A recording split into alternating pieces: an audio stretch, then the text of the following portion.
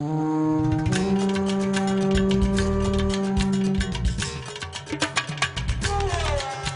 beneath the surface lies the hidden world of the deep sea. A world filled with creatures weird and wonderful. Hello, I'm Peter Benchley. Nearly 3/4 of our planet is unknown to us, for it is covered by water that is, on average, more than 2 miles deep. If you could magically drain all the water off the planet and look at the ocean floor, you would see a forbidding land of towering mountains, endless plains, and steep chasms.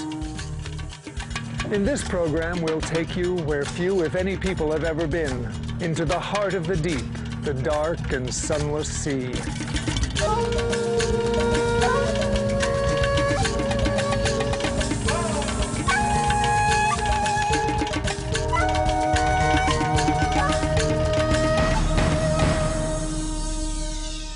Advances in technology have made the deep sea more accessible than ever before.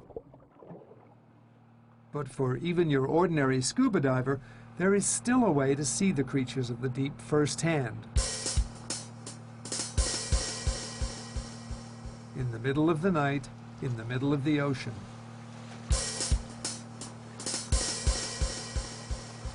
At 2 o'clock in the morning, Teddy uses a spotlight to lure sea creatures to the boat. Like Teddy's trick with the net, this simple tool often produces surprising results.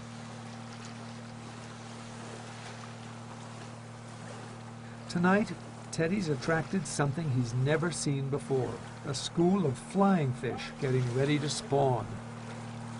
Fantastic. Whoa! It appears that the female flying fish are changing color right before our eyes. We can see 3 white stripes appear on their bodies.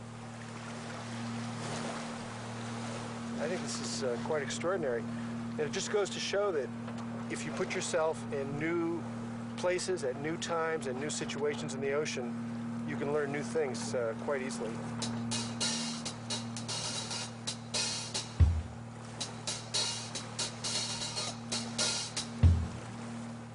Night dives in the open ocean are not for the faint of heart. You never know what lurks just beyond the reach of your flashlight. And John, the makos, usually you don't have to worry about them because by the time you see them, they're already on you. Now, I'm not going to go in, John, until you get in and make sure it's safe in there, okay? You reach for your foot and it's gone and you think, so did I forget that too?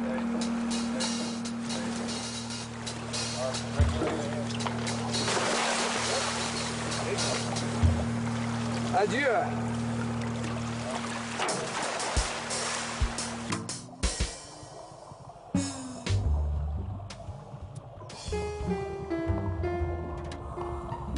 Suspended in the water, my only point of reference is a rope dangling from the boat, a lifeline to which I cling.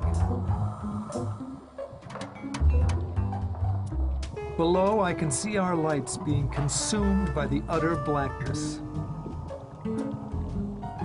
This must be what it's like to be an astronaut, the same sense of weightlessness and unending space. Yet, unlike outer space, inner space is not devoid of life, but filled with it.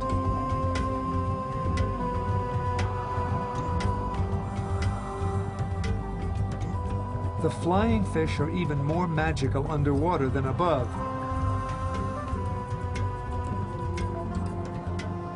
Greg is able to follow one closely with his video camera.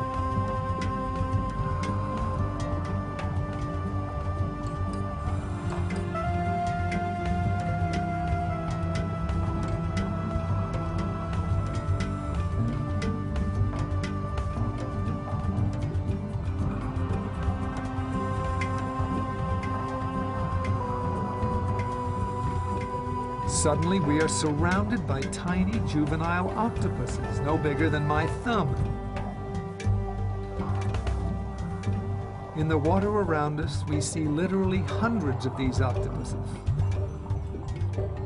including one that decides to investigate the surface of Greg's scuba mask.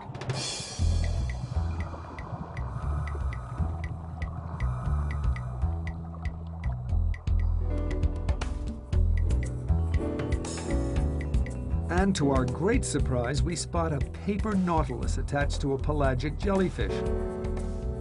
There is no record of this ever having been seen before. It appears that the paper nautilus is towing the poisonous jellyfish through the water column to protect itself from predators. At this very moment, we are witnessing the greatest animal migration on Earth. Few people realize that this migration happens every single night, and it happens right here in the oceans. Beginning just after sunset, animals that live deep in the water column move toward the surface in order to feed under the protective cover of darkness. Then, before the sun rises, these migrators will descend once more into the depths.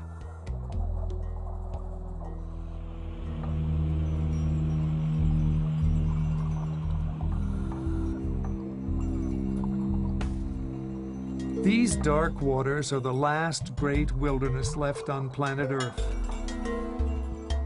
But this wilderness, like those on land, is threatened.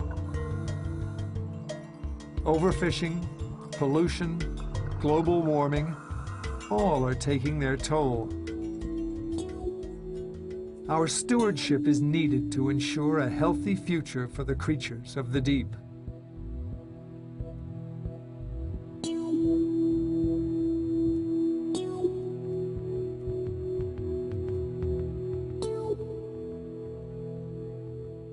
The air in our scuba tanks is getting low. With regret, we begin our ascent back to the boat. Like our dive, our acquaintance with the deep sea has been tantalizingly brief. So much is still unknown.